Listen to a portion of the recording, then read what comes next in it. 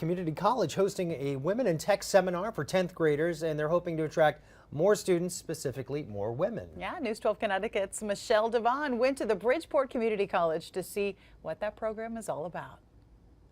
This looks like a factory, but it's actually a classroom. And the landscape of the students here is changing. If you thought manufacturing is for men, think again. Today is all about women in tech. I got into it because I am almost finished with my bachelor's degree, but I could not find a job. I've always been interested in hands-on work. I didn't know anything about these machines until I actually touched one.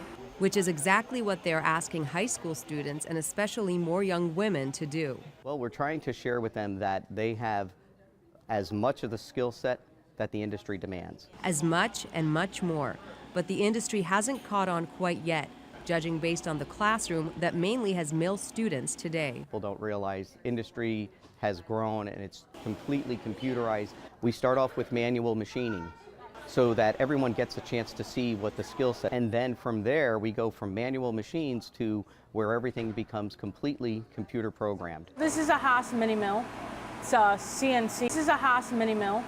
It's a CNC, which is computer numerical control, and essentially you can do a lot on this machine. The industry ranges from handicraft to high-tech, and potential students who can choose from manufacturing lab and precision measurement, among others, are being promised not only a job by the end of their studies, but a career path.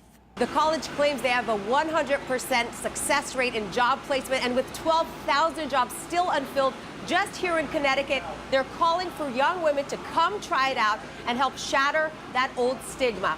Here in Bridgeport, Michelle Devon, News 12 Connecticut.